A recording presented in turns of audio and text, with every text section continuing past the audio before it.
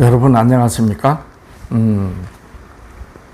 하나님을 배우는 학교 이런 주제로 성경에서 하나님께서 예수 그리스도를 어떻게 말씀하시는지 성경이 증거하는 하나님의 말씀, 하나님이 무엇을 말씀하시는지를 공부하는 십계명 회복 선교회 하나님을 배우는 학교입니다. 우리 선교회는 십계명을 회복하자는 이런 주제로 선교를 하는데요.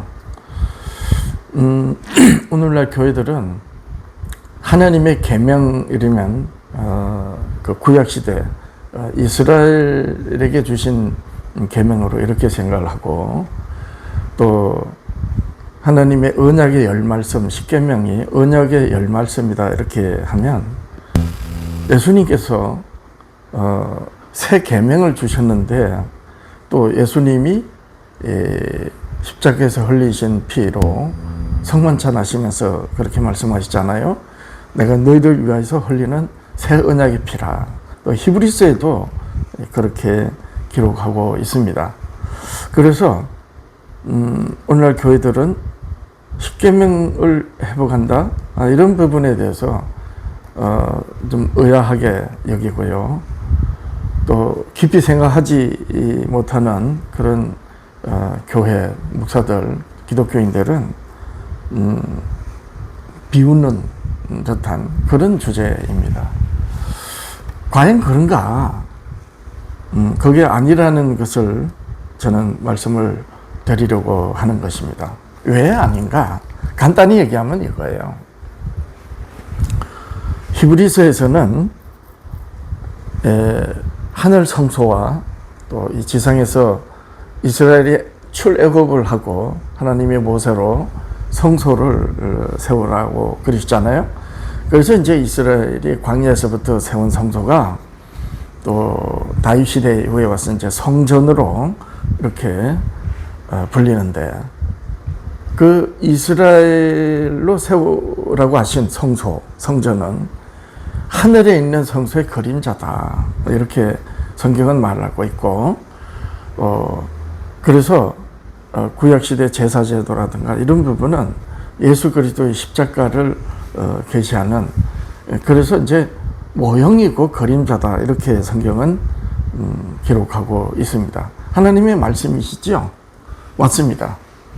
그런데 문제는 사도시대 이후의 교회들이, 특히 오늘날 교회들이 이 실체와 그림자에 대해서 분명한 이해를 못하고 있다. 어떻게 말하는가? 마치 예수님이 실체시고 예언하신 그 성경의 예언대로 세상에 나시고 예언대로 십자가에 희생하시고, 그래서 예수님이 다 이루셨기 때문에 그림자는 마치 지나간 것이고, 그래서 이제는 불필요하게 필요 없는 양, 그렇게 얘기를 합니다. 여러분, 이것이 아주 작은 부분에 대해서 라도 굉장한 문제가 되는 사상이에요. 왜냐하면 그림자는 무엇을 증거하죠? 실체를 증거하는 거예요. 그림자가 있다는 것은 실체가 있다는 것을 증거하는 것입니다. 그럼 만약에 그림자가 없어졌고 이제 그림자가 필요 없다, 이렇게 되면 어떻게 되는 거예요? 그 실체를 없애는 것이 됐죠. 이런 결과가 되는 거예요. 그래서 하나님이 모세와 선지자들로 구약시대에 말씀하신 그 모든 말씀들은 예수 그리스도로 이제 이루어질 것에 대한 말씀이기 때문에 그림자라고 했지, 실상은 증거라는 뜻입니다. 예수 그리스도에 관한 하나님 아버지의 증거이고 증언인 거예요.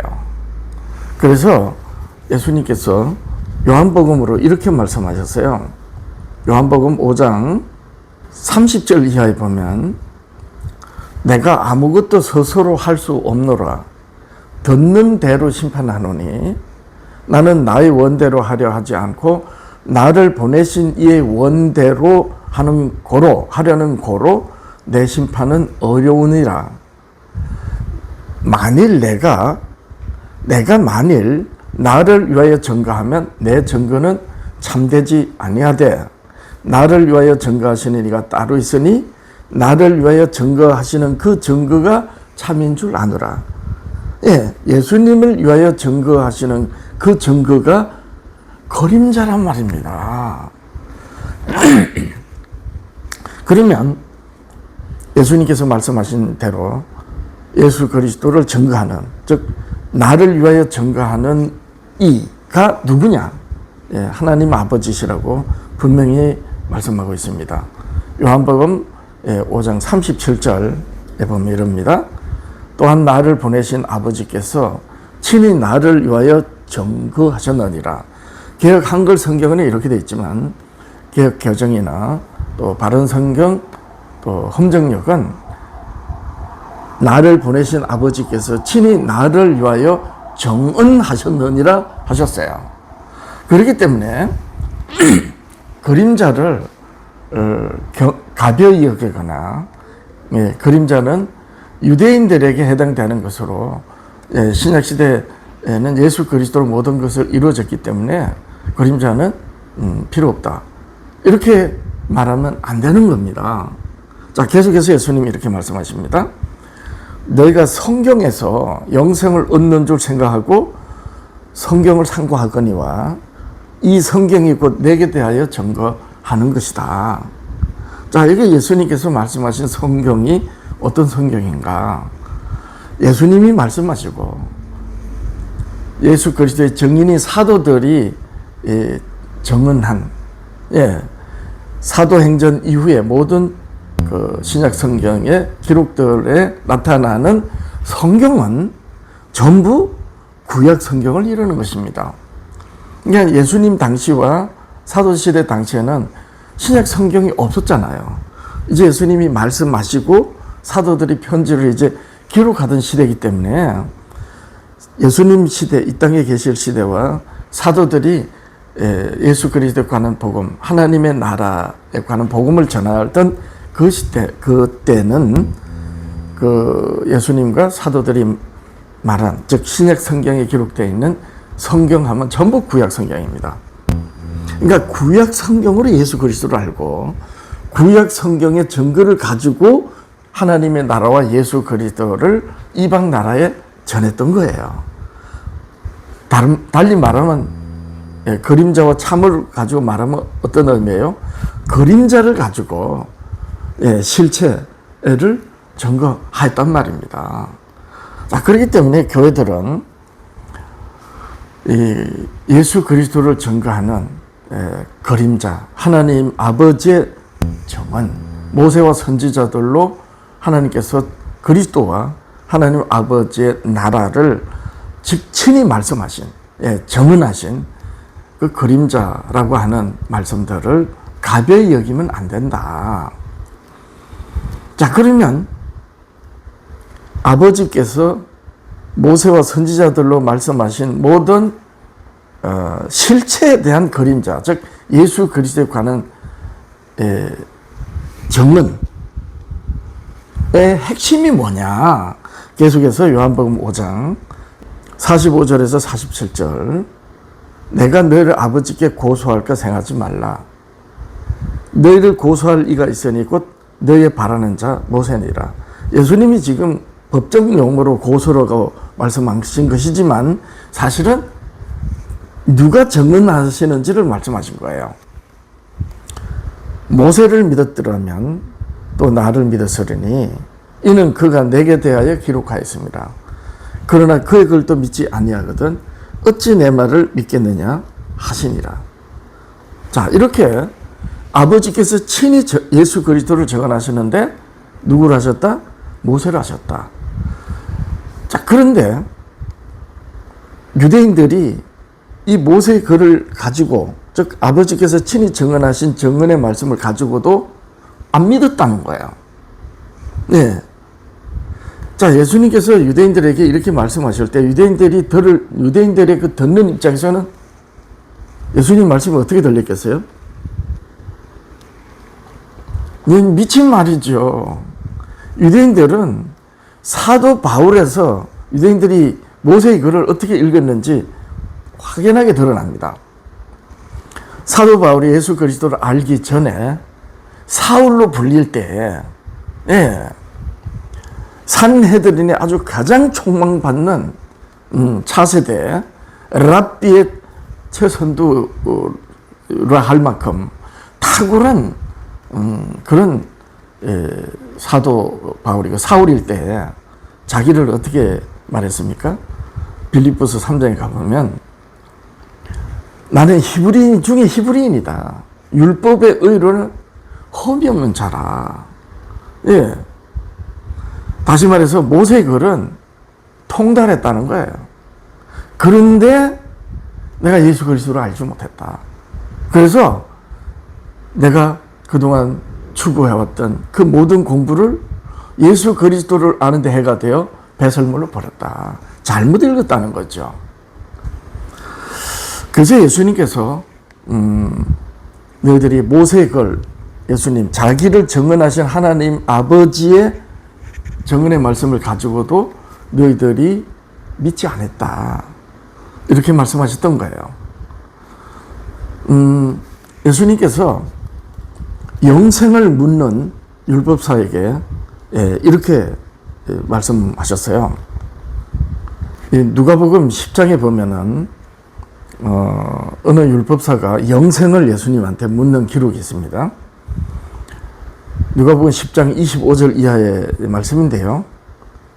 그 유명한 선한 사마리아인의 선행이 나오는 기록입니다. 이 선한 사마리아 선행, 강도당한 사람의 그 강도 사건 바로 앞에 이제 기록된 말씀이거든요. 어떤 율법사가 일어나 예수를 시험하여 이르되 선생님 내가 무엇을 하여야 영생을 얻으리까? 자, 이 율법사는 자기가 율법을 영생을 얻으려고 영생을 구하려고 하였다는 거예요. 그렇죠. 그래서 선생님 내가 무엇을 하여 영생을 얻으리까? 이렇게 물었던 겁니다. 예수님께서 이렇게 되물으십니다. 이르시되 율법에 무엇이라 기록되었으며 네가 어떻게 읽느냐? 이렇게 도로 물으셨어요. 예수님의 도로 물으신 질문은 어떤 의미입니까? 네가 영생에 관하여 공부를 하느냐? 그러면 네가 율법사로 율법을 읽었을 텐데 그 율법을 네가 잘 읽었으면 영생이 어디 있다? 율법이 있다. 이렇게 말씀하신 것이죠. 그러니까 이제 이 율법사가 대답합니다. 대답하여 이르되 내 마음을 다하며 목숨을 다하며 힘을 다하며 뜻을 다하여 주 너의 하나님을 사랑하고 또한 내 이웃을 내 몸과 같이 사랑하라 하였나이다. 자, 이렇게 대답했습니다. 그래서 예수님께서 이러시되 네 대답이 옳도다. 이를 행하라. 그러면 살리라. 영생한다는 것이죠. 자, 이어서 이제 그 말씀하시는 말씀이 선한 사마리아인의 선행이에요. 율법사가 이제 도로 묻습니다. 예수께 여짜오되 그러면 내 이웃이 누구입니까? 자, 예수님께서 영생을 묻는 율법사에게 네가 율법을 어떻게 읽느냐라고 물으셨고 율법사가 하나님을 마음과 뜻과 목숨을 다하여 사랑하라 이웃을 내 자신과 같이 사랑하라 하였나이다. 자, 이렇게 읽었다는 거예요. 그런데 그리 행하라. 예수님 하신 말씀에 내 이웃이 누굽니까? 이 율법사의 물음은 이웃을 자기 주관적으로 이웃을 생각했다는 거죠. 하나님께서 말씀하신 이웃을 생각하지 못하고 이 율법사는 자기 주관적으로 자기 이웃을 생각했던 거예요. 그래서 내 이웃이 누굽니까? 이렇게 물었던 겁니다. 자, 유대사에서는 유대 백성들이 있고 하나님을 어디서 만납니까? 성소에서 만나죠. 성소는 뜰이 있고 울타리로 해서 뜰이 있고 백성들이 거룩하신 성소에 함부로 들어오면 안 되기 때문에 울타리가 있고 울타리 내에서 누가 하나님께 봉사하나요? 이스라엘 백성들을 위해서 제사장이 하죠. 그리고 누가 돕습니까? 레위인들입니다. 이 레위인은 아브라함, 이삭, 야곱의 셋째 아들이에요. 12아들 중에서 셋째 아들이 레위인데 레위의 자손들은 제사장 신분들입니다. 그러니까 제사장직을 수행할 때는 제사장으로서 수행하고 1년에 한 번 대제사장으로 수행할 때는 대속제일에 지성소에 들어가서 봉사하게 되는데 제사장으로 봉사하기 전에는 레위인으로서 제사장직을 수행하는 이들을 돕는 거예요. 자, 이때 강도 당한 사람이 있었습니다. 유대인이에요. 그런데 강도 당한 사람이 급한 죽게 됐을 때 제사장하고 제사장을 도와서 성소에서 봉사하러 레위인이 지나가다가 그 강도 당해서 급한 죽게 된 사람을 보았어요. 그래서 보고 그냥 갔습니다. 왜 그냥 갔느냐? 이유가 율법 때문인 거예요. 율법, 정확하게는 율법 조문 때문입니다. 율법 조문에는 죽은 자 시체를 만지지 말라 그랬어요. 그러니까 강도 당한 사람이 급한 죽게 됐다는 건 아직 죽진 않아도 뭐 어떻게 도와주려 하다가 죽으면 어떻게 돼요? 그러면 율법 조문을 범하는 것이 되죠. 그러니까 이 제사장하고 또 강도 당했으니까 아마 피를 흘리고 그랬을 거 아니에요? 다친 사람이. 그러니까 이 제사장하고 레위는 그냥 가는 겁니다. 보고도. 그때 사마리아인, 이 사마리아인은 그 유대인들이 아주 천하게 여겼습니다. 원래 이 사마리아인은 이스라엘 유대인들하고 같은 족속이었던 이스라엘의 10지파의 형제들이었어요. 형제지파. 근데 이제 과거에 솔로몬 시대 이후에 이스라엘이 양쪽으로 나눠져 가지고 역사 내내 북이스라엘이 10지파가 아수르에 망했잖아요. 그러다 보니까 순혈주의 사상을 했던 유대인들은 사마리아인들을 아주 천하게 여겼어요. 그 사마리아인이 강도당한 사람을 어떻게 했죠? 끝까지 다 도와줬습니다. 그리고 난 다음에 예수님께서 강도당한 사람에게 이웃이 누구냐? 이렇게 예수님이 율법사, 영생을 묻는 율법사에게 물으셨을 때 선한 일을 행한 사람입니다. 이것이 바로 이 영생을 묻는 율법사가 그럼 제 이웃이 누굽니까? 라고 물었던 예수님의 답입니다. 자, 그러면 예수님이 말씀하신 말씀은 그러면 하나님을 내 마음과 뜻과 목숨을 다하고 뜻을 다해 하나님을 사랑하라, 이웃을 내 자신까지 사랑하라 하신 이 말씀을 지키면 그러면 영생하는가? 하나님을 사랑하라, 이웃을 사랑하라는 것은 율법이거든요. 어떻게 알 수 있는가? 같은 내용이 사건은 다릅니다. 지금 누가복음 10장은 율법사가 어떻게 하면 영생을 얻습니까? 라고 하는 영생에 대한 물음에 대한 주고받은 대화거든요. 근데 이제 마태복음 22장 35절 이하에 보면 이런 기록이 있어요. 그 중에 한 율법사가 예수를 시험하여 이제 묻습니다. 선생님, 율법 중에 어느 계명이 큽니까? 이렇게 물었어요. 누가복음 10장에서는 율법사가 내가 어떻게 하야 영생을 얻습니까? 이렇게 물었거든요. 근데 이 마태복음 22장 35절 이하의 율법사는 율법 중에 어느 계명이 큽니까? 이렇게 물었던 거예요.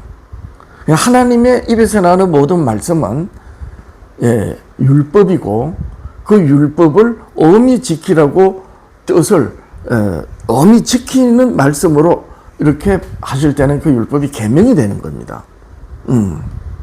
자, 예수님이 이렇게 대답하셨습니다. 네 마음을 다하고 목숨을 다하고 뜻을 다하여 주 너의 하나님을 사랑하라 하셨으니 이것이 크고 첫째 되는 계명이요. 예, 누가복음 10장에서 율법사가 영생을 물었을 때 네가 율법을 어떻게 읽느냐라고 예수님 도로 물으셨고, 그때 율법사가 바로 지금 예수님이 말씀하신 이 말씀으로 대답했잖아요. 내 마음을 다하고 목숨을 다하고 뜻을 다하여 주 내 하나님을 사랑하라 하였나이다. 예, 누가복음 10장 율법사 이렇게 대답했잖아요. 이 예수님께서 마태복음 22장에서 이것이 크고 첫째 되는 계명이요. 모든 율법 중에 큰 계명이라고 한다면 이것이 첫째 되는 큰 계명이다. 둘째도 그와 같으니, 개역 한글 성경에는 둘째는 그와 같으니, 개역 한글 성경에는 둘째도 그와 같으니, 첫째와 같다는 거예요. 단지 이 순서상으로 하나님을 사랑하라는 것을 먼저 하셨기 때문에 첫째인 것이지, 뭐 더 중하고 덜 중하고 이 경중에 따라서 또는 우선순위를 따라서 그거 첫째, 둘째 이게 아니란 말이에요. 똑같단 말이에요. 둘째도 그와 같으니 내 이웃을 내 몸과 같이 사랑하라 하셨으니 이 두 계명이 온 율법과 선지자의 강령이니라 하셨습니다. 자, 이 두 계명, 하나님을 사랑하고 이웃을 내 자신까지 사랑하라는 이 두 계명이 율법 중에 어느 계명이 큽니까? 라고 물었던 율법사에게 예수님이 대답하신 말씀이고, 그렇죠? 그런데 뭐라고 정의하시느냐? 이 두 큰 계명이 온 율법과 선지자의 강령이라 하셨습니다. 기독교인 여러분, 온 율법과 선지자가 뭡니까? 그것이 바로 구약 성경에 모세의 글과 모세의 시대 이후의 선지자들로 하나님이 말씀하신 것을 기록한 글입니다. 다시 말해서 하나님의 모든 말씀이 뭐라고요? 율법과 선지자라는 것이에요. 예, 하나님이 모세와 선지자들로 말씀하신 모든 말씀을 어떻게 하고 있다? 강령이라는 것은 매달고 있다는 거예요. 그러니까 하나님이 모세와 선지자들로 말씀하신 모든 말씀들이 이 두 큰 계명을 설명하고 있다. 하나님을 내 마음과 뜻과 목숨을 다해 사랑하라. 내 이웃을 내 자신같이 사랑하라. 이 두 큰 계명을 설명하는 말씀이 모세와 선지자의 글이다. 자, 여기서 이제 그러면 온 율법과 선지자의 강령, 즉 모세의 글과 그 이스라엘이 그 시대마다 하나님께서 세우신 선지자들로 말씀하신 말씀, 구약 성경의 하나님의 모든 말씀들이 예수님과 어떤 관계가 있는가? 네. 아버지께서 예수 그리스도를 정언하셨다. 요한복음 5장 37절. 30절에서는요. 예, 31절로 보면 내가 나를 증거하면 참이 아니다. 나를 증거하시는 이가 있는데 누가 증언하셨다? 예, 요한복음 5장 37절. 나를 보내신 아버지께서 친히 정언하셨다. 하나님 아버지께서 누구를 말씀하셨어요? 모세와 선지자들로. 그래서 모세와 선지자들로 말씀하신 모든 말씀의 핵심이 뭐다? 바로 하나님을 사랑하고 이웃을 사랑하는 이 두 큰 계명이라는 거예요. 자, 그런데 예수님께서 잡혀가실 때, 성만찬 하시고 잡혀가실 때 예수님을 따르던 12 제자들이 어떻게 했어요? 가룟 유다는 예수님을 배반하고 베드로가 3번 부인하면서 이름까지 저주하고 그랬지 않습니까? 그렇게 다 도망갔습니다. 그러면 예수님이 이제 희생되시고 부활하셨어요. 그럼 하늘에 오르시기 전에 그럼 뭘 하셔야 되겠어요? 아버지께서 모세와 선지자들로 자기를 증언하신 그 말씀으로 제자들을 다시 깨닫도록 해주셔야 되겠죠? 왜 마지막까지 그렇게 가르쳐 주셔야 되느냐? 단순히 제자들이 예수님을 부인하고 또 못 깨달아서 그런 것도 있지만은요, 사실은 제자들은 예수님이 십자가에 달리시기 전에는 깨달을 수가 없습니다. 왜 깨달을 수가 없지요? 하나님이 모세와 선지자들로 말씀하신 그 모든 말씀이 예수님이 뭘 말씀하신 거예요? 예, 십자가 희생. 예수님이 세상죄 지시고, 예, 희생되시는, 대속에 희생되시는 것을 아버지께서 모세와 선지자들로 정언하셨잖아요. 특히 레위기, 구약성경 레위기가 그렇지 않습니까? 예, 5가지 제사로 예수님이 희생제사가 어떤 의미인지 말씀하셨잖아요. 그러니까 예수님이 잡혀가셔서 희생되시기 전에는 그 예수 그리스도를 깨달을 수가 없는 겁니다. 누구든지 그래요. 그래서 예수님께서는 십자가에 희생되시고 난 다음에, 예, 희생되시기 전까지는, 예, 뭐라고 하셨어요? 산상수훈으로 율법의 1.1에게라도, 예, 뭐가 없어지기 전에, 천지가 없어지기 전에 다 이루리라. 예, 다 이루리라. 그렇죠? 근데 다 이루는 걸 그럼 어디서 이루셔야 돼요? 이 십자가 희생이 아닙니까? 그래서 예수님 십자가 희생에서, 예, 가상칠언의 마지막 말씀이 뭡니까? 바로 앞에 다 이뤘다. 그리고 아버지여, 내 영을 아버지의 손에 부탁드립니다. 이렇게 하고 운명하셨잖아요. 그러니까 십자가에서 희생되시기 전에는 구약 성경의 모든 말씀들이 예수 그리스도의 희생을 정연하신 거기 때문에 그전에는 십자가의 희생이 역사적으로, 예, 일어나기 전에는 예수님을 깨달을 수가 없었던 겁니다. 물론 가시적으로, 예, 이렇게 깨닫는, 아, 예수 그리스도가 저분이구나라고 믿음으로 따를 수는 있어도 결국 완전히 성취된 것은 십자가의 희생이기 때문에 제자들은 그렇게, 예, 모른다 부인하고 도망갔던 것입니다. 자, 그러면 이제 십자가의 희생으로 모세와 선지자들로 예언하신 대로 이제 예수님이 부활하셨어요. 희생하신, 예, 부활하셨습니다. 예, 부활한 것까지 다 예언하셨잖아요. 그러면 예수님 부활하셔서 어떻게 하셔야 되겠어요?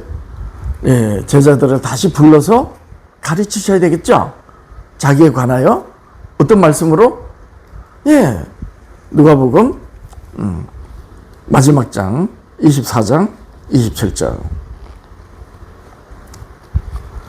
이에 모세와 및 모든 선지자의 글로 시작하여 모든 성경에, 구약 성경입니다, 쓴 바 자기에 관한 것을 자세히 설명하시니라. 그러니까 다 도망갔던 제자들을 다시 찾으셔서, 예, 부활하신, 예, 날, 예, 안식일 이튿날이죠. 부활하셔가지고 도마가 없었지만, 예, 제자들이 모였을 때 나타나시고, 또 도마가 나중에, 예, 못 믿겠다 이랬을 때, 예, 도마가 있는 자리에 또 나타나셔가지고, 예, 예수님이 자기를 밝히시고, 자, 이렇게 밝히시면서 끝까지 자기를 깨닫도록 하나님의 어떤 말씀으로, 예, 모세와, 예, 선지자의 글로 시작해요. 모든 성경에 쓴 바 자기에 관한 것을 자세히 설명하셨다. 이게 신약 성경의 그 전문인 것입니다. 자, 그러면 이제 너희는 예루살렘과 온 유다와 사마리아 땅 끝까지 가서, 예, 내 증인이 되라고 이렇게 예수님이, 예, 사도행전 1장 8절에서 말씀하셨을 때 아버지, 아들과 성령의 이름으로 모든 족속에게 가서 침례를 주고, 예, 제자 삼아 가르쳐 지키게 하라고 이렇게 마태복음에서 마지막 장으로 말씀하셨잖아요. 그러면 사도들이 이제 부활하신 예수 그리스도로 구약 성경의 모세와 선지자의 모든 말씀들이 정말 예언과 계시의 말씀대로 다 이루어진 그 예수 그리스도, 모든 그림자라고 하는 말씀들로 실제 증거가 된 실제신 예수 그리스도를 확연히 깨닫고 이제 교회를 세우셨단 말이에요. 이 제자들이 그렇게 세워진 교회와 사도들이 이제 예루살렘을 넘어서 땅끝까지 가서 하나님 나라와 예수 그리스도에 관한 복음을 전할 때 어떤 말씀으로 전했겠어요? 예, 사도행전 보면 되겠죠? 그것도 마지막 장, 사도행전 28장, 맨 마지막 절 보는 거예요. 30, 31절입니다. 이제 사도 바울이 그토록 가고자 했던 로마에 이제 압송돼서 로마에 끌려와서 순교 전에 감옥에 갇혔다가 잠시 풀려났을 때 이렇게 마지막 사도들의 순교 직전에 기록이 사도행전 28장 마지막 장이거든요. 그 마지막 절 두 절에 보면 바울이 온 이태를 자기 셋집에 유하며 이태 2년이라는 거 보니까 2년 뒤에 이제 아마 순교를 한 것 같아요. 자기 셋집에 새들을 살던 집에 거하며 자기에 오는 사람을 다 영접하고 담대히 두 가지를 전했습니다. 하나는 하나님의 나라, 하나님의 나라를 전파하며 이 하나님의 나라를 예수님이 총전파하신 거예요. 그리고 주 예수 그리스도에 관한 것을 가르치되 그 많은 사람이 없더라. 주 예수 그리스도에 관한 것이 그럼 뭐냐? 바로 사도행전 28장 23절 그 앞에 있습니다. 이렇게 기록됩니다. 저희가 일자를 정하고 그의 우가는 집에 많이 오니 많은 유대인들이 그리스도를 믿는 그리스도인들이 이제 사도 바울에게 찾아온 거예요. 바울이 아침부터 저녁까지 강론하여 하나님의 나라를 전가하고 모세 율법과 선자의 말을 가지고 예수의 일로 권하더라. 자, 이러니까 결국 모세와 선자의 글이 예수 그리스도에 관한 어떤 말씀이에요? 하나님 아버지의 정언이 된 것이죠. 이것을 사도 바울이 복음이라고 했던 것입니다. 하나님의 복음. 보세요. 로마서 1장 1절 2절 종교개혁자 마틴 루터가 로마서를 읽다가 로마서 1장 17절에서 하나님의 의를 깨닫습니다. 그래서 이제 종교개혁을 하는데 로마서 1장 1절 2절 이렇게 기록합니다.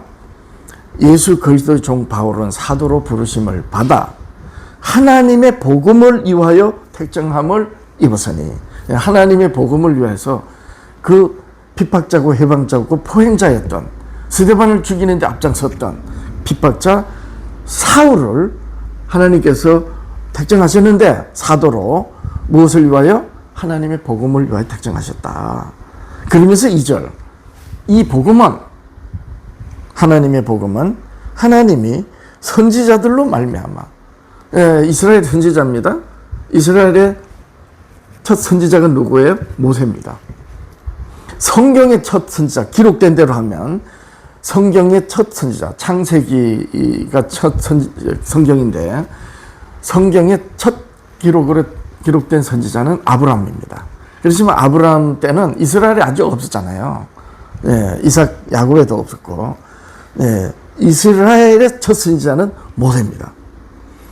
이 복음은 하나님의 복음은 하나님이 선지자들로 말미암아 모세와 선지자들이 되는 거예요. 그의 아들에 관하여 성경에 미리 약속하신 것이라. 자, 사도 바울이 말하는 성경의 구약 성경, 모세와 선지자들이 기록한 예수 그리스도에 관한 걸, 이 모세와 선지자들이 기록한 성경에 하나님께서 예수 그리스도 아들에 관하여 친히 약속하셨다. 그러면서 17절에 복음에는 하나님이 선지자들로 말미암아 통하여 그의 아들에 관하여 성경 미리 약속하셨다. 이 로마서 1장 1절 2절 하나님 복음. 그 복음에는 하나님의 의가 나타나서 하나님의 의가 나타났다는 건 하나님이 자기를 계시했다는 거예요. 왜 그런가 하면 하나님 영이시잖아요. 물질적인 어떤 모습으로 어떤 영광을 나타낼 때 불로 나타내고 또는 구름으로도 나타냈잖아요. 시내산에 떨기나무 불이 붙어 활활 타는데도 재로 타서 없어지지 않는 꺼지지 않는 불. 그리고 이스라엘이 출애굽해서 광야를 지날 때 낮에는 무엇으로? 구름 기둥으로. 이렇게 때로는 바람으로, 천둥으로 이렇게 하나님이 자기를 계시하셨어요. 왜냐하면 영이시니까. 그런데 그런 어떤 현상을 말하는 거고, 불로 또는 구름으로, 천둥, 바람으로 이런 그런 현상을 말하는 것이지만, 실제 그 모든 하나님의 계시는 하나님이 자기의 의를 나타내시는 거예요. 이렇게 바람이나 또 뭡니까? 또 소리, 천둥 또는 불, 구름, 이 바다가 갈라지는, 홍해 바다 갈라지죠. 이런 어떤 하나님의 능력이 또는 물질적인 어떤 현상으로 나타내신 것 말고, 하나님께서 말씀으로 의를 나타내신 거예요. 그건 자기를 계시하셨다는 것이 되는 것이죠. 무엇에? 복음에. 복음이 뭐라고요? 예수 그리스도에 관하여 하나님께서 선지자들로 성경에 미리 약속하신 것. 로마서 1장 1절 2절. 그래서 그 복음에는, 모세와 선지자들이 기록한 그 성경의 복음에는 하나님의 의가 나타나서 믿음으로, 그 하나님 복음에 나타난 하나님의 의를 믿음으로 믿음에 이르게 하나니, 그 믿음으로 믿음에 이른다는 믿음은 예수 그리스도를 정언한 말씀이기 때문에 그리스도를 믿는 믿음에 이른다. 기록된 바 구약 성경입니다. 하박국에서 나온 말씀이죠. 하박국 2장 4절. 보라, 그의 마음은 교만하며 그의 속에서 정직하지 못하리라. 그러나 의인은 믿음으로 말미암아 살리라. 이 말씀이 이제 그 로마서 사도 바울이 로마서 1장 17절로 하나님의 의가 나타났다는 믿음으로 이제 인용을 한 겁니다. 이렇게 하나님이 모세와 선지자들로 말씀하신 모든 말씀을 뭐라고 한다? 율법과 선지자라고 하고, 기록된 모든 말씀의 강령이 뭐다? 하나님을 내 마음과 뜻과 목숨을 다해 사랑하고 이웃을 내 자신같이 사랑하라. 이것이 온 율법과 선지자의 강령이다. 자, 이렇게 영생을 묻는 율법사에게 네가 율법에 뭐라 기록됐으면 네가 어떻게 이르냐 이렇게 물으셨을 때 율법사가 하나님을 이렇게 목숨을 다 사랑하고 이웃을 내 자신과 사랑하라는 게 아니다. 그리하라. 내가 내 말이 옳도다. 그리하라. 그리하면 살리라. 왜 그렇다? 왜 하나님을 사랑하고 이웃을 사랑하라는 모세와 선지자의 글을 믿으면 영생한다는 겁니까? 그 율법 하나하나를 지켜서가 아니고 모세와 선지자의 글들이 누구를 증언하기 때문에? 예수 그리스도를 증언하기 때문에. 그래서 산다 하셨던 거예요. 이제 끝으로 하나 더 볼게요. 오늘날 교회들이 누가복음 16장을 어떻게 아느냐. 누가복음 16장 19절 이하를 보면 그 유명한 부자와 거지 나사로의 삶과 그 사후에 대한 기록이 나옵니다. 그래서 뭐 어떤 교회들은 뭐 영혼이 불멸하기 때문에 뭐 죽은 나사로는 낙원에 가고 이 부자는 음보에 갔다. 엉뚱하게 영혼 불멸설로 이렇게 말하는데 예수님은 영혼 불멸에 대한 말씀하는 게 아니에요. 자, 보세요. 누가복음 16장 19절 이하에 한 부자가 있어 자색 옷과 고운 베옷을 입고 날마다 호화로이 잔치를 하는데, 연락하는데, 이 자색 옷과 고운 베옷을 입고, 이걸 오늘날 교회로 말하면 뭐예요? 목사들이 목사 가운 입고 이제 이런 의미가 되겠죠. 나사로라 이름한 한 거지가 헌데를 앓으며 그 부자 대문에 누워 부자의 상에서 떨어지는 것으로 배불리를 하며 심지어 개들이 와서 헌데를 하더라 그랬어요. 참 너무나도 극단적인 삶이 보이죠. 한 영혼은 날마다 호화로의 잔치를 하는 그런 또 한 영혼은 이렇게 개들이 와서 핫할 정도로. 자, 이렇게 해서 나사로도 죽고 부자도 이제 죽었습니다. 이제 기록에 보면 이 거지 나사로는 죽어서 천사들에 받들려져서 이제 아브람 품에 들어가고, 이 천사들이 누구겠어요? 에덴 동산의 아담과 하와가 죄가 되고 에덴 동산 밖으로 내보냄을 당했죠. 하나님께서 어떻게 하셔서 하나님으로 다시 살 수 있도록 의의 옷을 입혀주셨잖아요. 하나님으로 믿음을 산다는 그 믿음을 주신 거예요. 이렇게 해서 아담 부부를 에덴 동산 밖으로 내보내시고 에덴 동산 안으로 못 들어오게 했죠. 왜냐하면 스스로 들어와서 생명나무를 먹으면 어떻게 돼요? 스스로 영생할 수 있게 되는 거 아닙니까? 그래서 하나님으로만이 살아야 되는 것이 뜻이기 때문에 하나님께서 생명나무의 길을 막았어요. 아담 부부가 못 들어오게.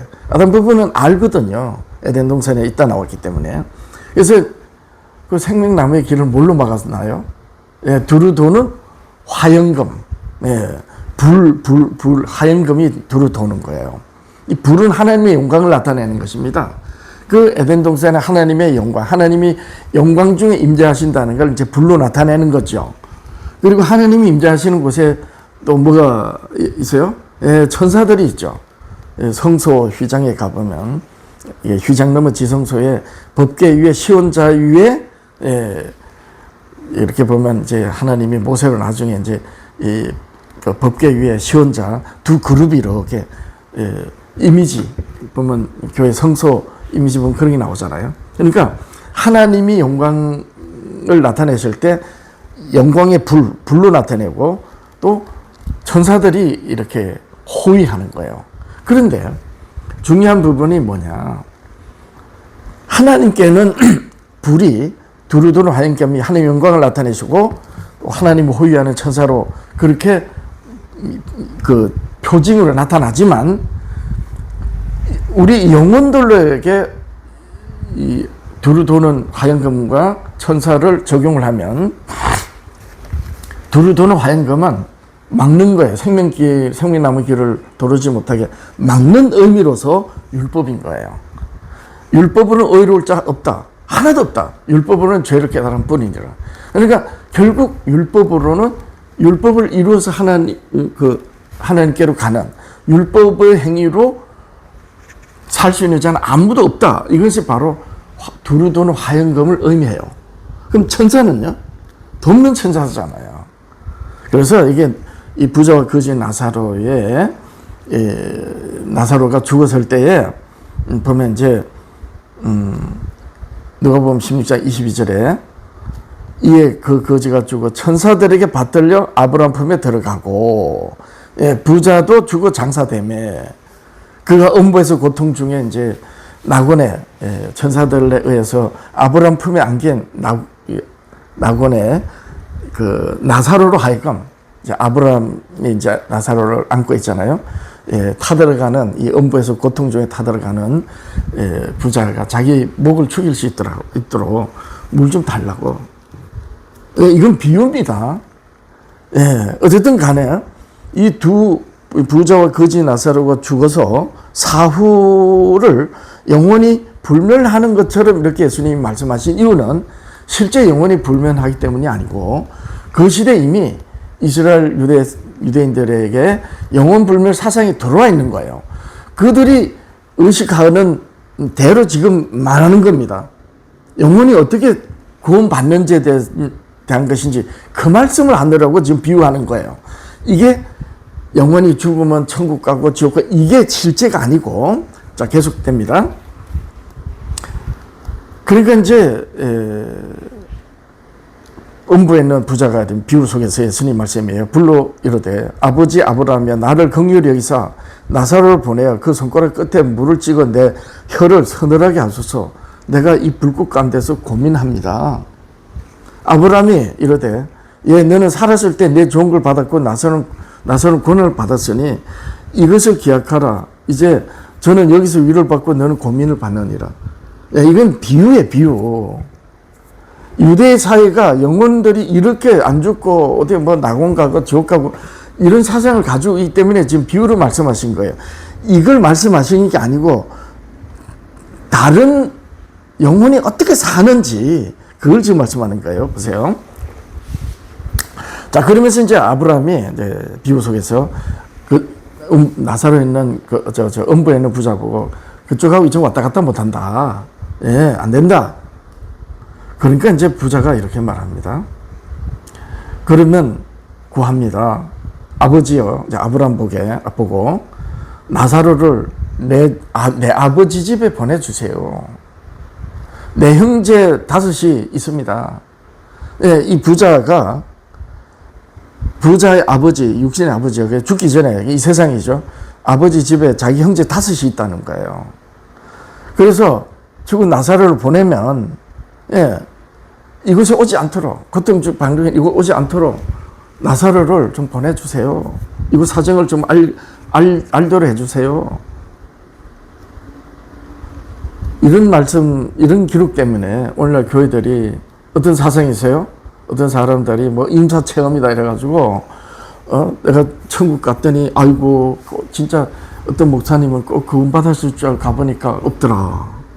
또, 지옥에 가보니까, 꼭 구원받은 어떤 장로님이 구원받았을 줄 알았는데, 그거 가보니 지옥에 있더라.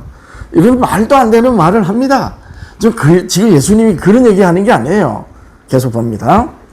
아브라함이 이르되 저희에게는 모세와 선지자들이 있으니 그들에게 들을지니라. 지금 예수님이 이 말씀하시는 거예요. 부자가 이르되 그렇지 아니합니다. 아버지 아브라함이여, 만일 죽은 자에게서 저희에게 가는 자가 있으면 회개할 것입니다. 죽은 나사로를 보내면 회개할 거래요. 자, 이제 예수님의 비유의 교훈의 결론입니다. 누가복음 16장 31절 마지막 절이에요. 이르되 모세와 선지자들에게 듣지 아니하면 비록 죽은 자 가운데서 살아나는 자가 있을지라도 회개 고난을 받지 아니하리라 하였다 하시니라. 무슨 말입니까? 모세와 선지자의 글로 회개가 되고 모세와 선지자의 글을 믿을 때 영생한다는 거예요. 왜 그렇습니까? 하나님이 모세와 선지자들로 누구를 증언하셨다고요? 예수 그리스도. 예. 사도 바울이 로마서 1장 1절 2절로 하나님 복음을 위하여 택정함을 받았다. 하나님 복음은 하나님이 선지자들로 통하여 그의 아들에 관하여 성경에 미리 약속하신 것이라. 예수님이 요한복음 5장 30절 내가 나를 증언하면 참이 아니다. 나를 증언하시니 이가 따로 있다. 37절 요한복음 5장 37절 나를 보내신 아버지께서 친히 나를 위하여 증언하셨다. 47절 모세를 믿었더라면 나를 믿었으리니 그의 글도 믿지 않으니 어찌 나를 믿겠느냐. 유대인들이 모세의 글을 안 믿었던 거예요. 그러니까 유대인들 입장에서는 예수님의 말씀이 말도 안 되는 거죠. 자기들은 토시 하나 안 틀리게 율법을 다 지켰는데 안 지켰다 이러니까. 실제 예수님이 유대인들 보고 너희들이 율법을 안 지켰다라고 합니다. 요한복음 7장 19절 모세가 너에게 율법을 주지 아니하였느냐. 너희 중에 율법을 지키는 자가 없도다. 너희가 어찌하여 나를 죽이려 하느냐. 그러니까 유대인들이 예수 그리스도를 결국 배척하다 죽인 원인이 어디 있습니까? 율법을 안 지킨 거예요. 모세에게 율법을 받고도 모세가 너에게 율법을 주지 아니하느냐. 너희 중에 율법을 지키는 자가 없다. 기독교인 여러분, 오늘 대부분의 교회들은 유대인들이 율법을 지키려고 율법을 지켜서 의가 되려고 하다가 유대주의, 율법주의가 되고 그래서 예수님을 죽였다 이렇게 말하거든요. 율법을 오해해서 예수님을 죽였죠. 그래서 율법을 오해했기 때문에 너희 중에 율법을 지키는 자가 없다 이랬던 것입니다. 이제 마지막으로 여기서 한 말씀 더 드리면 예수님이 산상수훈이 뭘 말씀하신 거예요? 율법과 선지자를 말씀하신 겁니다.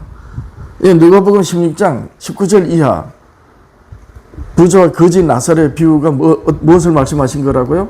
율법과 선지자를 읽으면, 율법과 선지자의 말씀을 잘 알면 예수 그리스도를 믿게 되고 죄를 깨닫고 회개하고 예수 그리스도를 믿게 되고 구원받는다. 예수님의 교훈이에요. 그러면 예수님의 산상수훈은 뭘 말씀하신 것 같아요? 결론은 좁은 길을 가는 자는 적고 멸망의 넓은 길을 가는 주여 주여 하는 불법을 행하는 자가 많다. 거짓 선지자들이 일어나서 양의 옷을 입고 할 수만 있으면 미혹하리라. 이게 산상수훈 결론입니다. 아름다운 좋은 나무 아름다운 열매 맺고 못된 나무 나쁜 열매 맺는다. 못된 나무에 나쁜 열매를 맺는 자들은 누구다? 주여 주여 우리가 주의 이름으로 선지자 노릇하며 주의 이름으로 귀신을 쫓아내며 주의 이름으로 많은 권능을 행하지 아니하였습니까? 라고 하는 것들. 내가 그때 밝히 말한다. 나는 너희를 도무지 하지 못한다. 불법을 행하는 자들아 내게서 떠나가라 하리라. 그리고 반석 위에 집을 짓는 자, 모래 위에 무너지는 집을 짓는 자로 산상수훈이 끝나잖아요.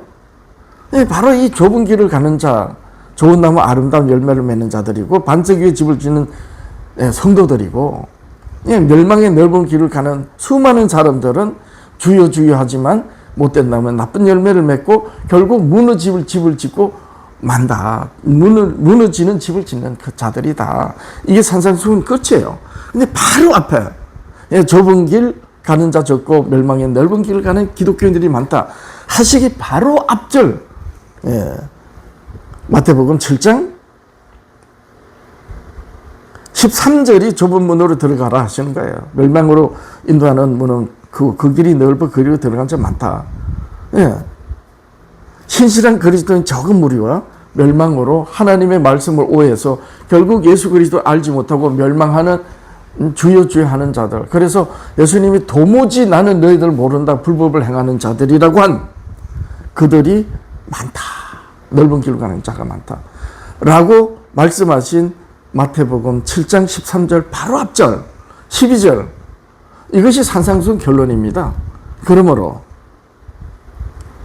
무엇이든지 남에게 대접을 받고자 하는 대로 너희도 남을 대접하라. 이것이 뭐예요? 이것을 사랑하라는 것이잖아요. 하나님에게서, 그리고 하나님을 믿는 그 누군가에게서 너희가 대접을 받았다. 하나님의 자녀가 되는 그 대접을 받았다. 그러니 너희도 남을 대접하라. 이웃을 내 자신같이 사랑하라. 이것이 율법이요 선지자니라. 산상수훈이 이렇게 결론되는 겁니다. 그리고 이하로 좁은 문 들어가는 자, 멸망의 넓은 문으로 가는 자, 반석의 집을 지은 자, 모래의 집을 지은 자, 이 자들은 남을 대접하라. 이것이 율법의 선지자니라는 말씀을 따랐느냐 안 따랐느냐는 거예요. 자, 산상수훈의 결론이 이렇습니다. 그러면 예수님이 산상수훈을 말씀하실 때는 그 산상수훈의 결론을 말씀하시기 전에 이 결론을 밝혀야 되겠죠. 그게 바로 마태복음 5장. 영이 가난한 자들에게 들리는 말씀. 애통하는 자들에게 들리는 말씀. 산상수훈 5장 3절. 영이 가난한 자는 복이 있다. 예수님이 전파하신 천국이 저희 것입니다. 예수님이 공생에 시작하실 때 이렇게 회개하러 천국이 가까이 왔다. 그렇게 말씀하셨잖아요. 볼까요? 마태복음 4장 17절. 이때부터 예수께서 비로소 전파하여 이르시되 회개하라 천국이 가까이 왔느니라. 바로 이 천국. 영이 가난한 자는 복이 있다. 어떤 복이요? 천국이 저희 것입니다. 예수님이 전파하신 그 나라가 영이 가난한 자들의 나라라는 거예요. 또 마태복음, 마가복음에 가서 보면 또 이렇게 기록하고 있어요. 마가복음 1장 14절이야. 요한이 잡힌 후, 침례 요한이 잡힌 후 예수께서 갈릴리에 오셔서 하나님의 복음을 전파하여 이르시되 때가 찼고 하나님의 나라가 가까이 왔으니 회개하고 복음을 믿으라. 그러니까 예수님이 처음 하나님의 나라를 이 세상에 전파하신 거예요. 물론 이스라엘이 하나님의 백성이지만 그 이스라엘은 이방 민족들에게서 예수님이 이 땅에 오시려고 구별하신 하나님의 백성이지, 온 땅에까지 가서 이 세상의 모든 영혼들에게 하나님의 나라를 전파하는 그 하나님의 나라는 예수님이 처음 전파하신 거예요. 그 하나님의 나라와 그 나라를 들어가도록 하는 예수 그리스도 자기에 관한 복음을 예수님이 처음 전파하셨단 말이에요. 그래서 바로 산상수훈의 결론은 마태복음 7장 12절 남에게 대접을 받으려고 하거든 너희도 먼저 남을 대접하라. 이것이 율법과 선지자니라. 자, 그러면 산상수훈의 서두가 바로 율법과 선지자의 말씀이 어떤 말씀인지 이제 설명하는 서론이 되는 거예요. 영이 가난한 자에 들리고 애통하는 자에게 들리는 말씀입니다. 자, 그러면서 이 팔복을 쭉 말씀하셔요. 그리고 세상의 소금이니 너희는 세상의 소금이니 바로 이 세상의 소금이 예수 그리스도에 관한 하나님 아버지의 정언의 말씀이라는 거예요. 왜 소금이 정언의 말씀이냐? 불변하니까요. 예, 진리이기 때문에. 그리고 너희는 세상의 빛이라. 왜? 하나님 아버지께서 예수 그리스도를 정언하신 불변하는 소금과 같은 언약의 증거의 말씀이 있기 때문에 그 말씀을 가지고 이방인들에게 전하니까 세상의 빛이 되는 거예요. 자, 그러면서 소금과 빛이 어떤 말씀인지 보세요. 17절. 이제 산상수훈의 목적을 말씀하죠. 밝히는 말씀. 내가 율법이나 선지자나 폐하러 온 줄로 생각하지 말라. 폐하러 온 것이 아니요 완전케 함이리라. 보세요. 산상수훈이 뭘 말씀하신다고요? 율법과 선지자에 관하여 바르게 이해하도록 말씀하신 것입니다. 왜 그러냐? 율법과 선지자가 예수 그리스도 자기에 관한 하나님 아버지의 정언의 말씀이기 때문에 하나님의 나라를 사는 사람들의 강령이란 말이에요. 예, 온율법과 선지자의 강령. 네. 자, 그래서 진실로 너희에게 이르노니 천지가 없어지기 전에 율법의 1.1에게라도 반드시 없어지지 아니하고 다 이루리라. 어떻게 다 이루셨어요? 예, 십자가의 마지막 말씀. 아버지여 내 영을 아버지 손에 부탁하나이다 라고 하시면서 예, 다 이루었다. 뭘 다 이루었어요? 아버지께서 모세와 선지자들로 자기에 관하여 말씀하신 그 말씀을 다 이루었다. 산상수훈에는 그 말씀을 다 이루리라. 그리고 이제 이 산상수훈이 그 교훈이 뭐다? 예, 율법과 선지에 관한 말씀이 산상수훈으로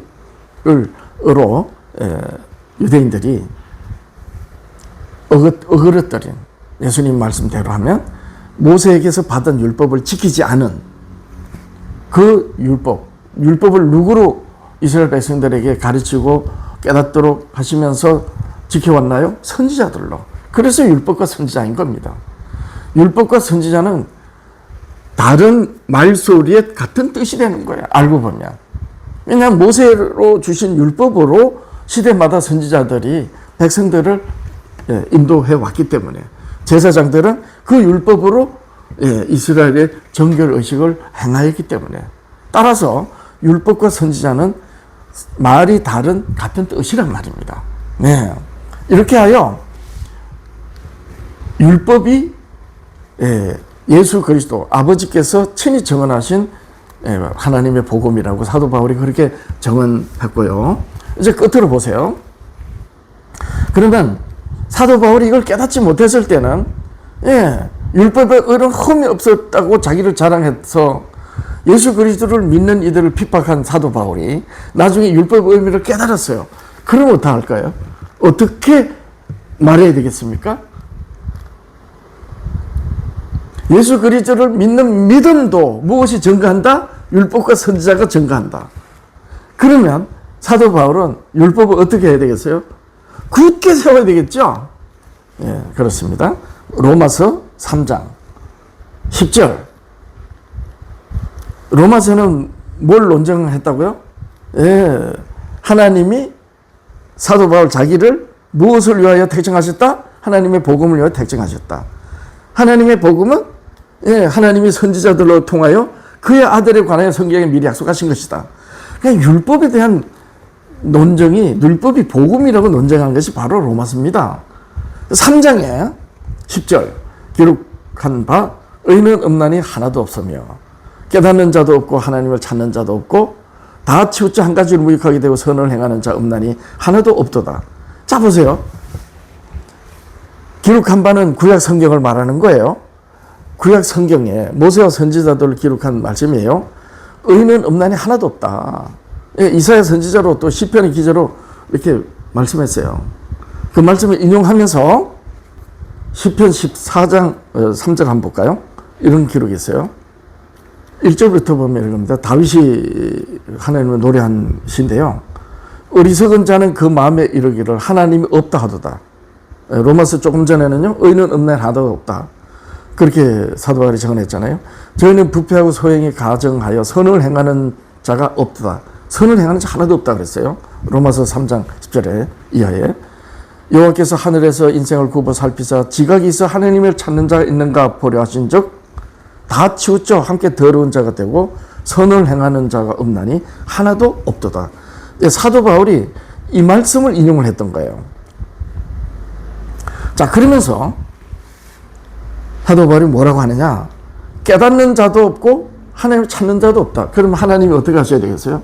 깨닫도록 해주셔야 되겠죠. 예. 다 치우쳐 한 가지로 무익하게 되고 선을 행하는 자 없나니 하나도 없다. 그러면 하나님이 깨닫도록 해주셔야 돼요. 그러면 몰라가지고 깨닫게 해주셨다. 사도 바울이 밝혀야 되겠죠. 예, 쭉 내려와서 20절. 그러므로 율법의 행위로 그의 앞에 하나님 앞에 의롭다 하심을 얻을 육체가 없나니 깨달음이라. 예, 율법으로는 죄를 깨달음이라.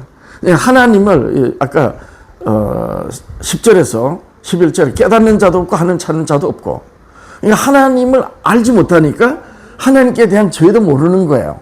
그래서 20절에 율법으로는 죄를 깨달음이다. 하나님에 대한 죄이기 때문에 율법으로 하나님을 안다는 뜻이잖아요.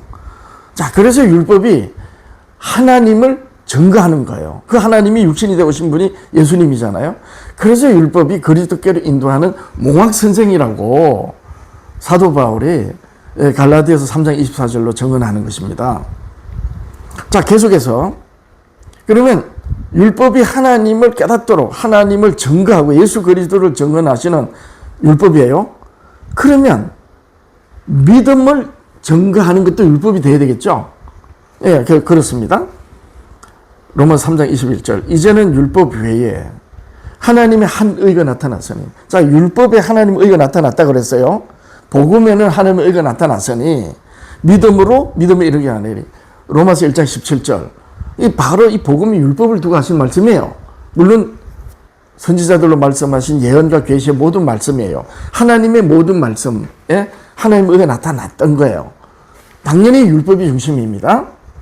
그런데 율법으로는 죄를 깨달을 뿐이고 율법으로는 의로울 자가 없는 거예요. 그러면 어떻게 되겠어요? 하나님은 그 율법 가지고 심판하시겠죠. 그래서 이 세상 죄를 예수 그리스도에게 다 정하시고 율법의 저주로 예수님을 죽인 것입니다. 희생하신 거예요. 하나님께서 아들을. 그래서 갈라디아서 3장 14절, 13절, 14절에 보면 예수님은 세상 죄를 지신 그 예수님이 율법의 저주로, 사도 바울이 갈라디아서에서 기록하였잖아요. 우리를 위하여 저주 받았다. 율법의 저주를 받고 나무에 달렸다. 율법의 저주로 예수님이 십자가에 달리신 겁니다. 그러니까 의인은 없고 하나도 없다. 죄를 깨달을 뿐이다. 하나님께서 죄를 율법으로 드러내셨는데 그 율법은 정죄만 할 뿐이에요. 심판만 할 뿐입니다. 그래서 예수님이 세상 죄가 다 자신의 육신에 정해졌을 때 하나님은 그 율법을 가지고 아들을 저주하셔서 그 심판하실 수밖에 없었던 것입니다. 이것이 갈라디아서 3장 13절 이하에 나오는 율법의 저주예요. 율법으로 그리스도를 증거하는 거예요. 율법으로 죄를 깨닫는 거예요. 자, 이렇게 되면 율법이 이제 뭘 증거해야 됩니까? 그 예수 그리스도를 믿는 믿음을 증거해야 되겠죠? 그렇습니다. 로마서 3장 21절부터 22절 이제 있습니다. 다시 읽습니다. 이제는 율법 외에. 자, 율법으로는 정죄만 하는 거예요. 죽이기만 하는 거예요. 저주만 하고. 그러면 구원이 안 됩니다. 그러면 예수 그리스도를 그래서 희생하셨으면 이제 하나님이 어렵다 하시는 그 의를 다시 또 나타내야 되잖아요. 이러니까 율법 외에 하나님의 한 의가 나타나서니, 하나님의 의는 두 의가 아니에요. 한 의네. 율법에 나타난 의가 그대로 율법 외에 또 나타났다는 거예요. 같은 의가 나타난 겁니다. 하나님의 의는 이쪽에서 일어났다가 또 다르게 또 나타나는 게 아니에요. 하나님의 의는 하나입니다. 율법에 나타난 의예요. 그 율법이 아닌 다른 무엇의 의가 나타났는데 율법에 나타난 의가 그대로 나타났다는 거예요. 하나님이 자신을 계시하신 것이죠. 이제는 율법에 하나님의 한 의가 나타나서니 율법과 선지자들에게 증거를 받은 것이라. 또 율법과 선지자잖아요. 율법과 선지자. 예. 곧 예수 그리스도를 믿음으로 말미암아 모든 믿는 자에게 미치는 하나님의 의인이 차별이 없느니라. 소위 이신칭의입니다. 그러니까 이신칭의 믿음으로 말미암아 의롭다. 예수 그리스도를 믿음으로 하나님을 의롭다 하시니 우리는 하나님의 보좌 앞으로 예수님을 믿는 그 믿음으로 나아갈 수 있는 거예요. 그래서 히브리서 2장 1절에 우리에겐 구름같이 허다한 증인들이 있다. 그 증인 누구예요? 예수님 오시기 전에 하나님을 믿음, 모세 율법과 선지자의 글로 하나님을 믿고 오실 메시아를 믿음으로 살았던 믿음의 선진들. 로마서 11장 위인들이잖아요. 예. 그 로마서 11장의 믿음의 위인들이 우리들의 구름 같은 증인들이다. 라고 하면서 히브리서 11장 12장 2절. 예. 우리를 온전케 하신 이인 예수를 바라보자. 그분이 하나님 보좌 앞에서 중보하시니까요. 그래서 율법에 나타난 의 때문에 다 죽게 됐는데 그 율법을 다 이루신 예수님을 믿음으로 그 믿음에 그 예수 그리스도를 믿는 믿음에 율법에 나타난 의가 하나님 앞에 나타나니 의롭다 하신 거예요. 무엇이 증거한다? 율법과 선지자들의 증거를 하는 것이라. 율법이 복음입니까? 아닙니까? 복음이죠. 그러면 사도 바울이 율법을 어떻게 대해야 되겠어요? 예, 로마서 3장 마지막 절. 예, 30, 31절. 할례자도 믿음으로 말미암아, 유대인들도 믿음으로 말미암아, 무할례자도 믿음으로 말미암아. 유대인들이 비웃는 배척하는 그 이방인들도 믿음으로 말미암아 의롭다 하실 하나님은 한 분이시니라. 그런즉 우리가 믿음으로 말미암아 율법을 폐하느냐? 그럴 수 없느니라. 도리어 율법을 굳게 세우느니라. 그렇습니다. 기독교인 여러분, 저희 십계명 회복 선교회의 선교 타이틀이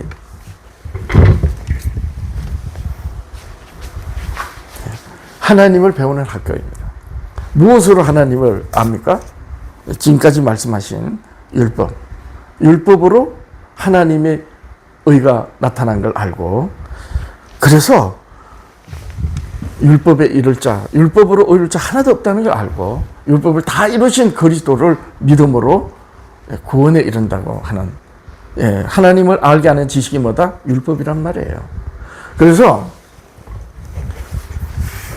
십계명 회복 선교회는 오늘날 세대주의 사상에 빠진 교회들에게, 그래서 세대주의 사상은 율법은 구약시대 이스라엘에게 주신 것이고 신약시대는 예수님을 믿는 믿음, 복음, 은혜 시대라 해서 믿음, 예수 믿음으로 구원받는다 이렇게 말하는데, 기독교인 여러분들이시여 히브리서를 읽을 때 히브리서 11장 믿음의 장의 위인들이 누구라고요? 예수 그리스도를 믿는 그 믿음이 옳다고 증언하는 믿음의 증인들입니다. 우리 교회들은, 기독교인들은 건방지면 안 돼요. 이렇게 하여 십계명 회복 선교회는 복음을 율법으로, 율법이 복음이라고 이렇게 우리가 선교를 하는 것입니다. 자, 그래서 이 현수막을 이제 설명을 해드릴게요. 어떤 교회가 정통 교회인가? 이 질문을 우리가 하는 겁니다. 그리스도에 대한 하나님이 친히 정언하신 그 정언이 있는 교회가 정통 교회다. 장로교를 비롯한 감리교, 성결교, 또 침례교, 순복음교, 나사렛, 루터교, 율법을 어떻게 대하죠? 감리교나 또 이 성결교, 구세군 이런 웨슬레파, 소위 위대한 그 신앙개혁자 웨슬레 목사님의 사상으로 교회를 이룬 웨슬레파 교회들은 율법을 폐했다고는 안 합니다. 그러나 지키지도 않아요. 그냥 형식적으로 있는 것이죠. 근데 칼뱅주의 교회들은 다 그런 건 아니지만 많은 그 대부분의 칼뱅주의 교회들은 율법 폐기론을 말합니다. 율법 폐기론은 지금까지 말씀이 정말 성경에 하나님이 정언하신 말씀이라면 결국 율법 폐기는 뭘 폐기했다는 거예요? 하나님의 복음을 폐기했다는 거죠. 유대인들은 율법을 받고도, 모세에게서 율법을 받고도 율법을 지키지 아니하였다. 율법을 지키는 자가 없도다. 예수님 말씀하시잖아요. 그러면 예수님이 그 유대 선생들 보고 독사의 새끼들아, 너희 아비는 마귀다. 왜 그렇게 말씀하신지 이해가 됐죠. 그러면 오늘날 율법 폐기로는 만약에 율법이 예수 그리스도를 믿게 하고 또 하나님을 알게 하는, 의는 없는 하나도 없고 죄를 깨달을 뿐이라 사도 바울이 율법을 굳게 세운다 하는 그 율법을 만약에 폐기했다라고 하면 결국 하나님이 아버지께서 예수 그리스도를 정언하신 정언의 말씀을 폐했다고 하는 것이고, 그럼 뭐예요? 독사의 새끼죠. 뱀들이고 그들이 하나님이라고 하는 하나님이 어떤 하나님이다? 하나님이 아니죠. 너희 아비는 마귀. 칼뱅주의 교회들은 무섭게 이 말씀을 들어야 됩니다. 왜 멸망의 넓은 길을 가고 결국 못된 나무에 나쁜 열매를 맺는지. 주여 주여 우리가 주의 이름으로 선지자 노릇하고 주의 이름으로 귀신을 쫓아내고 주의 이름 많은 권능을 행하지 아니하였습니까? 그렇게 너희들이 말할 때 나는 도무지 너희를 모른다. 불법을 행하는 자들아 내게서 떠나가라 하리라. 고 하신 불법을 행하는 자들이 얼마나 많다? 많다. 오늘날 교회들이 두렵도록 말씀을 받아야 되는 것입니다. 그래서 이 현수막에는요, 모세의 그 율법이 복음인 이유를 이렇게 크게 7가지로 이렇게 말씀의 그 성경 구절을 제시를 하고 설명하고 있습니다. 자, 요한복음 5장 37절, 또한 나를 보내신 아버지께서 친히 나를 위하여 정언하셨다. 네. 그래서 누가복음 24장 27절, 예수님이 부활하셔서 하늘에 오르실 때까지 끝까지 이 모세와 모든 선지자의 글로 시작하여 모든 성경에 쓴 바, 구약 성경입니다. 자기에 관한 것을 자세히 설명하시니라. 도대체 모세와 선지자의 글을 빼면 뭘로 가지고 예수님을 믿는다는 거예요? 율법을 없이 여기거나 율법 폐기론 교회들이 믿는 예수는 사도 바울의 말 그대로 하면 고린도서 11장 3절, 4절 이렇습니다. 11장 4절. 만일 누가 가서 우리가 전파하지 아니한 다른 예수를 전파하거나, 사도들이 전파한 예수, 사도들이 어떤 말씀으로 예수님을 전파하셨어요? 예수님이 자기를 가르쳐 주신 대로 모세와 선지자의 글로, 그렇죠?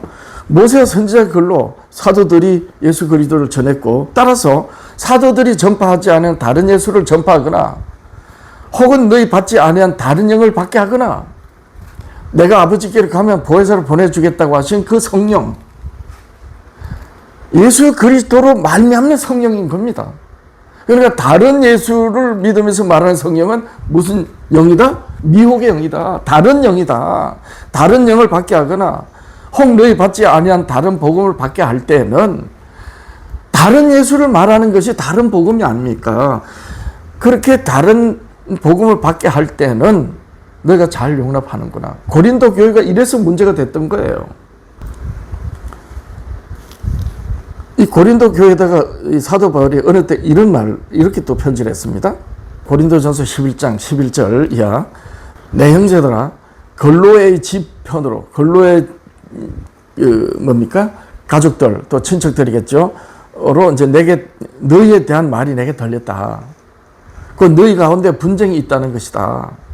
이는 다름이 아니라 너희가 각각 이르되 나는 바울에게, 나는 아볼로에게, 나는 게바에게, 나는 그리스도에 속한 자라 하는 것이니 그리스도께서 어찌 나뉘었느냐? 바울이 너희를 위하여 십자가에 못 박혔으면 바울의 이름으로 너희가 침례를 받았느냐? 예. 오늘날 교회 어떻죠? 장로교는 장로교 목사들이 침례를 해줘야 침례를 인정을 해요. 또 감리교도 마찬가지예요. 그러니까 자기 교단의 교리로 침례를 주는 거예요. 같은 내용입니다. 예. 자, 그래서 이렇게 누구파, 예, 다른 영, 사도들이 전하지 않은 다른 예수, 다른 영, 다른 복음을 전할 때 내가 잘 용납한다. 이렇게 사도 바울이 편지를 한 것입니다. 그러면 어떤 결과가 되는가? 오늘날 기독교는 유대교는 예수 그리스도 교회가 아니죠. 유대교. 그럼 유대교는 유대인들은 종교를 한 거예요. 종교. 그죠? 그렇습니다. 성경을 가지고도 예수님 말씀대로 여호와 하나님을 이유로 유대인들을 부르면서도 예수님에게서 너희 아버지 마귀다 했잖아요. 그러니까 유대인들은 종교를 한 겁니다. 하나님을 신앙하지 않고. 기독교인들은 기독교와 종교를 같다고 합니까? 다르다고 합니까? 예, 기독교는 종교가 아니라 그러죠. 종교는 종교고 기독교는 종교가 아니라 그럽니다. 대부분의 모든 교회들이 다 그래 말해요. 그러면 기독교가 종교가 아닌 이유가 뭐죠? 종교는 그 어떤 종교든 간에 숭배하는 대상이 우상이에요. 성경에서 말하면 여호와는 참 진짜 신이 아니라는 것이죠. 유대인들은 가짜 신을 믿은 거예요.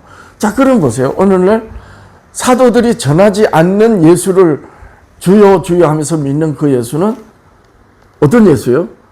예수 우상이죠. 그러니까 오늘날 교회들은 성경을 가지고 예수 우상 숭배를 하는 겁니다. 이걸 사도 바울이 우리의 전파하지 않은 다른 예수를 전파한다. 예, 너희가 받지 않은 다른 영을 받게 하고 너희가 받지 않은 다른 복음을 받게 한다. 이게 고린도 교회에다 보낸 편지거든요. 지금 똑같은 겁니다. 오늘날 교회들은 성경이 증거하는 하나님 아버지께서 모세와 선지자들로 증언하신 그 진리 예수 그리스도를 믿는 게 아니고, 예, 각 교단들이 유대인들이 오해한 것처럼 성경을 오해해서 오해한 줄도 모르고 사람들이 세운 사람의 계명이라고 그러는데, 사람들이 세운 교리를 따라서 교리가 증거하고 교리가 말하는 대로 예수를 믿으니 그 예수는 어떤 예수예요? 다른 예수죠. 거짓 그리스도, 적 그리스도.